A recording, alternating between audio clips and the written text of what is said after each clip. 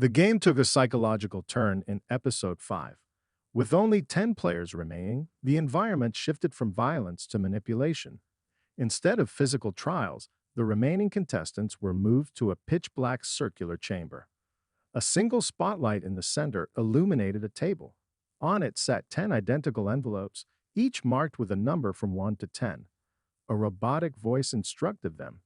Each of you will pick one envelope. Your fate lies within.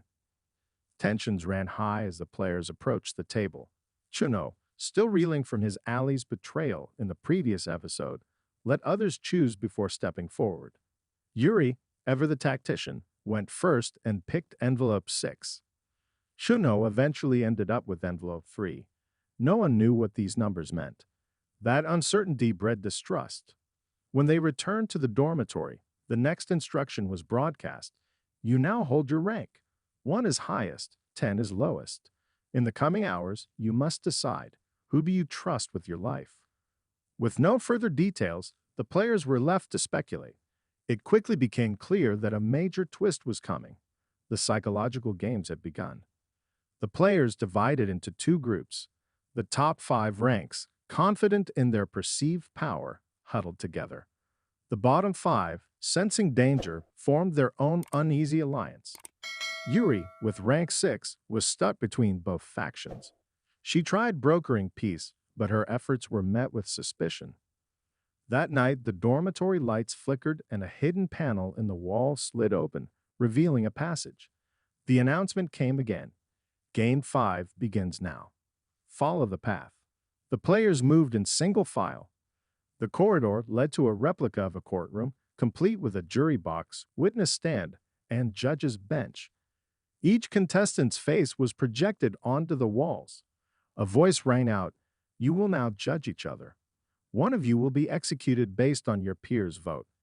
Shock rippled through the group. Chuno's hands shook.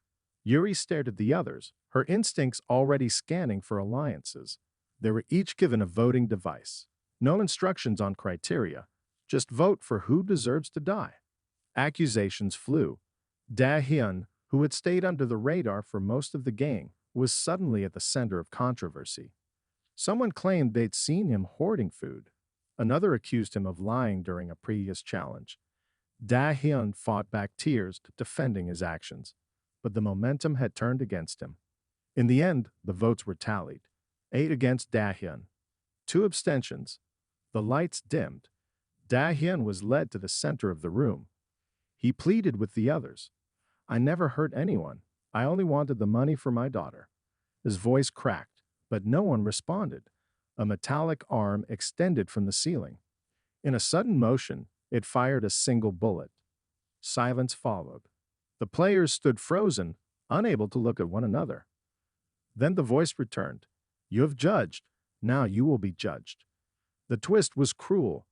Each player who voted for Da-hyun had their own secrets exposed.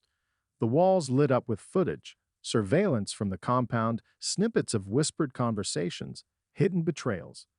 Chuno's secret alliance with Min Seok was revealed. Yuri's manipulations during the tug-of-war game in episode 2 came to light. One by one, each mask was peeled away. The group splintered. Trust dissolved entirely. Even among the supposed top ranks, backstabbing became inevitable. The producers of the game had succeeded. They didn't need to kill the players. They'd made them destroy each other from within. Later that night, Chuno found a note under his pillow. "Don't trust the girl with the scar." It was unsigned. He assumed it referred to Yuri, whose scar along her jawline she'd once said was from a car accident. But now, Juno questioned everything. The next morning, the players were summoned for a final revelation. The voice returned. "Only 6 of you remain. The next game will begin with pairs. Choose wisely. One will live, one will die." The episode ended with a brutal cliffhanger. Players looked around, calculating alliances, questioning every conversation. Chuno stared at Yuri. She stared back. But it was the final shot that lingered. A security feed from the game control room showing an unknown figure removing their mask. The face wasn't revealed, but viewers could see Chuno's brother's tattoo on the neck, hinting he might be alive, possibly working for the game masters.